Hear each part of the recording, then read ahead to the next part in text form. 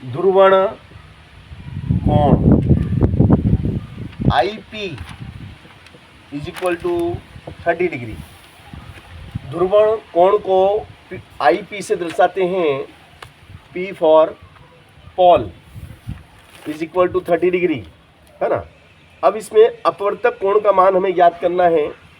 तो देखिएगा यहाँ पर आपका पहला ही सवाल जो दिया गया है, इसमें अब अपवर्तन कोण का मान निकालना है। तो यहाँ पर ये हो जाएगा आपका म्यू, सूत्र से म्यू बराबर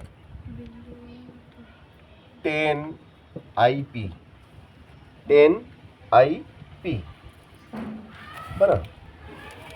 mu is equal to 10 IP, तो mu is equal to 10, IP का मान कितना 30 डिग्री, तो म्यू इज इक्वल टू 10/30 मतलब कितना 1/√3 आंसर। ये आपका आंसर आ गया, ठीक है ना। अगला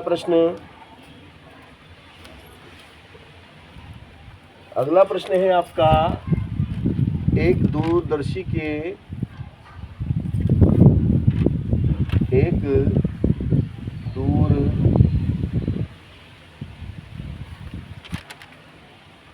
एक दूरदर्शी के अभिदर्शक लेंस का व्यास 1 मीटर है। प्रकाश की तरंग दैर्घ्य 4538 एंगस्ट्रॉम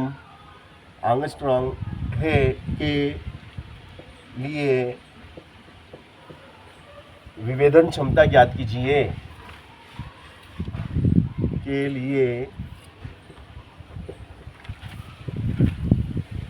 विभेदन क्षमता ज्ञात करो। देखो भैया, डी है ना व्यास, D for diameter is 1 metre, है ना। और तरंग दैर्घ्य लेमड़ा कितना दिया है 4538 एंगस्ट्रॉम। एक एंगस्ट्रॉम में कितने मीटर होते हैं, एक एंगस्ट्रॉम बराबर 10⁻⁻10 मीटर होते हैं।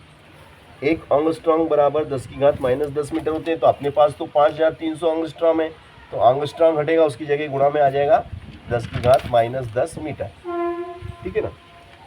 अब भैया ये कहता है कि विभेदन क्षमता ज्ञात कीजिए, बिल्कुल करेंगे।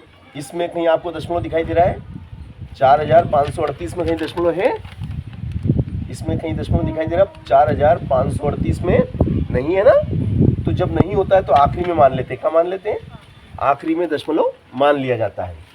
तो लेमड़ा बराबर क्या हो जाएगा बेटा, कितने अंक उठा के लाएंगे, देखो 1 अंक 2 अंक 3 अंक, ऐसा नियम है। सार्थक अंकों की दृष्टि से 1 अंक बाद दशमलव होना चाहिए ना। तो 4.538, तो कितने अंक उठा के लाए आप, 3 अंक, 10⁻³ इधर गए ना, इंटू 10⁻⁻10 मीटर। तो बताओ लेमड़ा बराबर कितना हो जाएगा 4.538 into 10⁻, very nice, -7 metre, yes, है ना। अब सूत्र लगा देंगे आप, सवाल हो जाएगा। सूत्र में मान रखा कि उत्तर आ गया आराम से। सवाल तो उत्तर लिया था ना, वेरी गुड।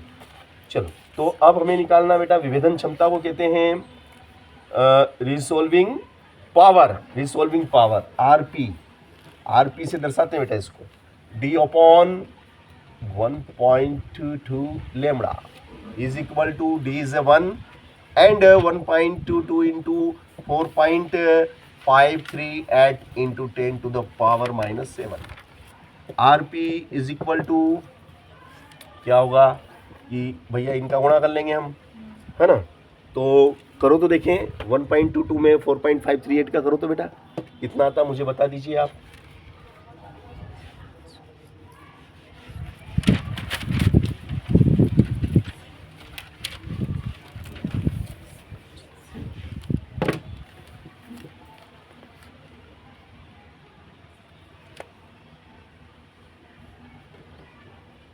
फोर 1.22 इंटू 4.538, 10 का मत करना, 10 तो रहने देना। 5.53 636 है ना, चलो जो भी है ना। अब इसके बाद में 5.53636 इंटू 10 की घात -7 है ना, यही है ना। चलिएगा अब देखिएगा इसमें हम क्या करेंगे, आरपी बराबर ये ऋण के कितने 10 की घात -7 है ना, तो हम इसको ऊपर ले जाएंगे तो क्या क्या हो जाएंगे, ये धन के हो गए, ऋण के ऊपर गए धन के हो गए। अब एक में भाग लगाना, इसका एक में भाग लगा दो बेटा, किसका 5.536 है, 36 जो भी है, पहले एक लिखो और एक लिखने के बाद में ये भाग लगा दो, इसका लगाओ तो देखिए भाग।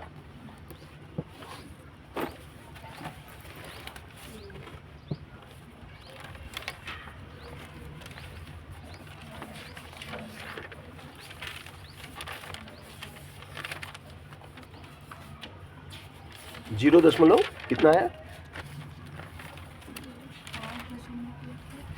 5.53636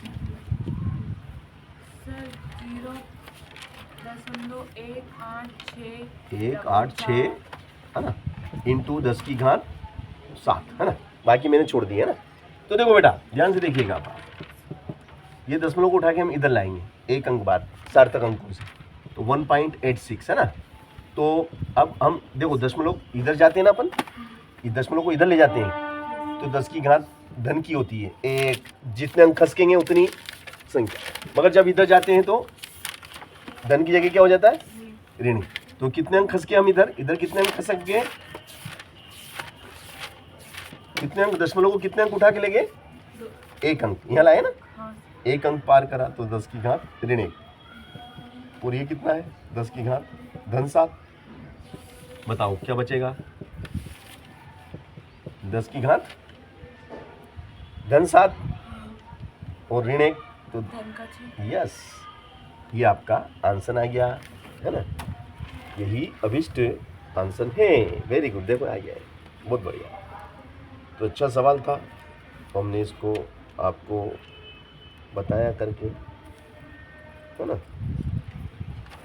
चलिए ये दोनों सवाल लॉक कर देना बेटा इसको।